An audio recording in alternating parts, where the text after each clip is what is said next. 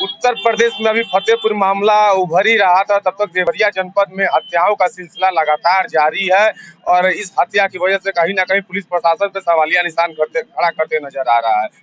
रुद्रपुर में एक कृष्णा चौहान की 15 वर्षीय की हत्या कर दी जाती है, जिसके विरोध में यहाँ चौहान समाज के लोग बैठकर धरना प्रदर्शन कर रहे हैं।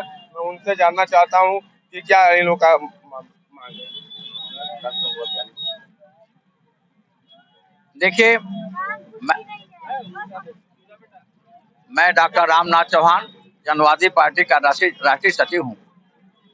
लगभग 10-15 दिन पहले रुद्रपुर कोतवाली के अंतर्गत गांव आता है बेलकुंडा। बेलकुंडा में हमारे समाज की कुछ बस्तियां हैं। उस बस्तियों में वहाँ के गुंडे, बदमाश, लफंगे जो माफिया टाइप के हैं, एक जाति वर्ग के हैं, वह आते हैं और वहाँ से इसके साथ मारपीट करते हैं।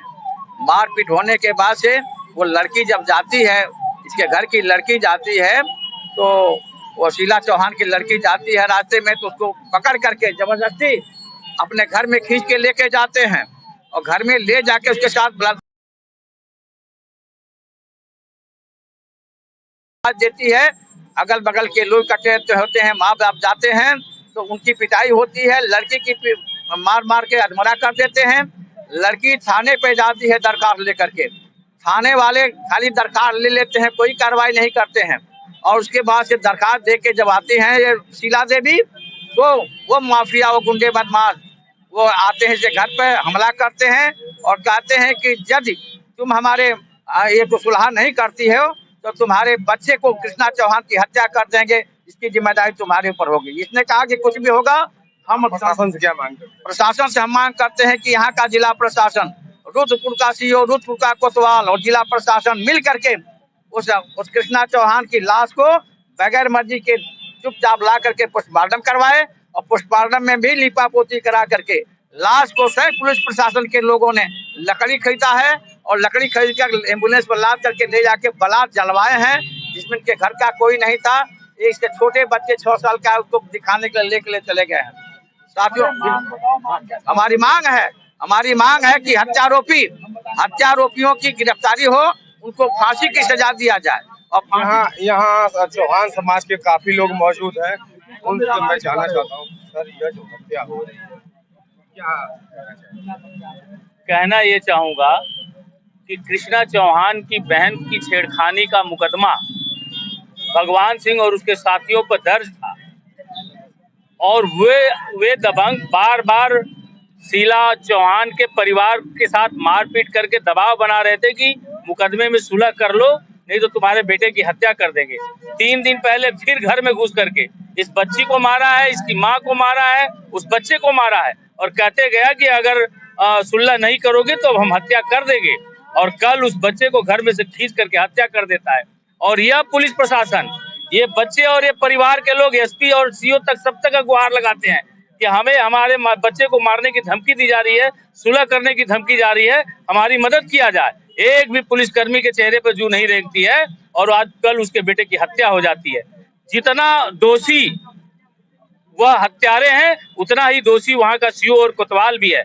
जब तक सीओ और कोतवाल निलंबित नहीं होंगे और उन हत्यारों के घर जब तक बुलडोजर नहीं चलेगा और उनको मुकम्मल नहीं किया जाएगा कि उनकी फांसी की सजा न हो, तब तक हम लोग यहाँ अनशन पर बैठे हैं। यहाँ पर देख सकते हैं चौहान समाज के लोग काफी रोष में है और यहाँ युवक की माँ है, उनसे भी जानने की कोशिश करूंगा। माता जी क्या चाहती हैं? उनके घर बुलडोजर चलावे के बोला।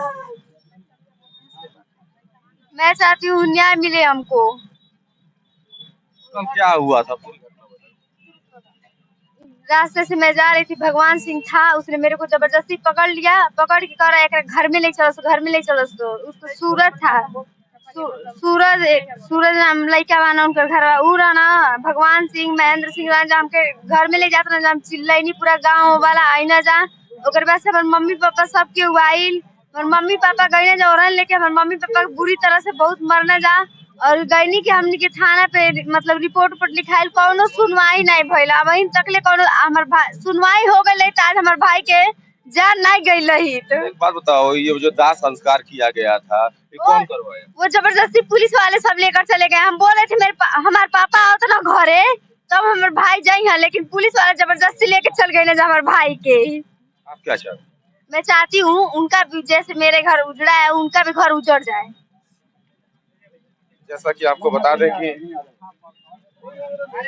यह चौहान समाज के लोग हैं, जो काफी लोग बैठे हुए हैं, यहाँ परिवार के लोग हैं जिनका रो रो कर बुरा हाल है। आपको तस्वीरों में दिखाना चाहूंगा, एक बार कैमरा मैन से चाहूंगा तस्वीरों में दिखाएं।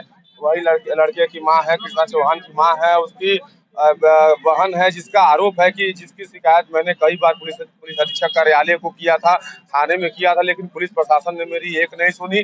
अगर पुलिस प्रशासन ने सुन ली होती तो आज मेरे भाई की हत्या नहीं हुई रहती। कहीं ना कहीं पुलिस प्रशासन पर भी सवालिया निशान खड़ा करते नजर आ रहा है। जो दाह संस्कार की बात की जाए, जैसा कि परिजनों का आरोप है कि पुलिस ने जबरन ले जाकर दाह संस्कार करा दिया। कहीं ना कहीं यह पुलिस पर बहुत बड़ा सवाल है। जो कहा जा सकता है कि हाथरस में जो कांड हुआ था, जो पुलिस ने दाह संस्कार करा दिया था, यही मामला यहाँ भी सामने आ रहा है। जो दाह संस्कार पुलिस ने जबरन करा दिया, आखिर क्यों कराया, क्या वजह रही, ये तो जांच का विषय है। मैं प्राइम टीवी से रवि रावत के से इस देश और अपना ये धरती मुक्त हो जाए, तो मैं यही बार बार कहूँगा कि भाई उसको न्याय मिले, उस व्यक्ति को न्याय मिले। कल रात एक घटना है जो पता चला है, गिलकुंडा गांव के रहने वाला चौहान समाज का एक लड़का, जिसको मार करके अग्निवल करके और उसको अग्निवल क्या उसको हॉस्पिटल में भेज दिया गया। हॉस्पिटल में जाने के बाद उसकी मृत्यु हो गई। मैं प्रशासन से यही मांग कर रहा हूँ कि वो जो व्यक्ति ने इस तरह से घटना, जिस तरह से इन्होंने कार्य किया है, जो गुंडा माफिया ने जो कार्य किया है, उनको फांसी मिले, फांसी की सजा हो और उस गरीब व्यक्ति को न्याय मिले और उस परिवार को भी न्याय मिले। मैं शासन प्रशासन से यही मांग करता हूँ और मैं अपने सरकार से भी यही कहता हूँ। मैं भारतीय जनता पार्टी के कार्यकर्ता हूँ, मेरा नाम धर्मेंद्र चौहान है और मैं चाहता हूँ कि इसको शासन अच्छी तरह से देखे, नहीं तो आने वाला समय में चौहान समाज भी इस पार्टी से भी कटना शुरू हो जाएंगे। मैं ज़्यादा न कहते हुए उस व्यक्ति को अपना न्याय मिले, मैं यही मांग करता हूँ शासन से।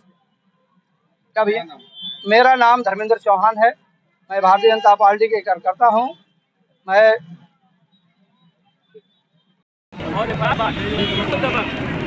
बारिशों में फिर बुलाते हैं और बोलते हैं कि अगर उसका पता नहीं